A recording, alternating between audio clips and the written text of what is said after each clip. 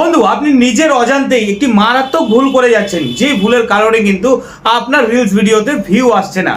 আর এই ভুলটি তারাই করছেন যারা মিউজিক দিয়ে রিলস ভিডিও তৈরি করে যাচ্ছেন।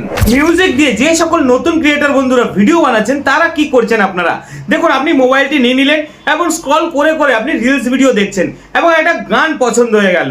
এই পর্যন্ত তো ঠিক আছে, আপনি মিউজিক রিলস ভিডিও দেখে দেখে গানটা পছন্দ করলেন, তারপরেই কিন্তু ভুলটা শুরু হয়। আপনি কি করেন, আপনার কাছে এই রিলস ভিডিওটা ভালো লেগেছে এবং ওই ক্রিয়েটার যেভাবে করেছে আপনি সেইভাবেই হুবহু তাকে কপি করার চেষ্টা করেন। এটাই কিন্তু বন্ধু মারাত্মক ভুল।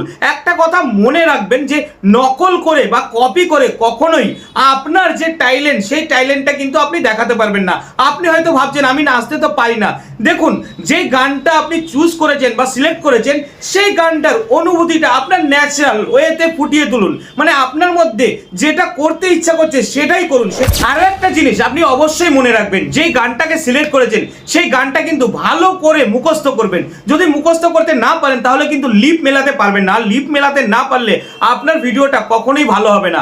গানটা দরকার হয় আপনি 3 বার 4 বার 5 বার 10 বার শুনে নিন এবং তারপরে আপনার রিলস ভিডিওটা তৈরি করুন। আপনি ভাবছেন দর্শকদের ভালো লাগবে না, আপনি যদি প্রাণ খুলে পড়তে পারেন হয় দর্শকদের খুব ভালো লাগবে আর নয় দর্শকরা খুব মজা পাবে এবং দুটি ক্ষেত্রেই কিন্তু আপনার ভিডিওতে ভিউ আসার সম্ভাবনা অনেক বেড়ে যাবে।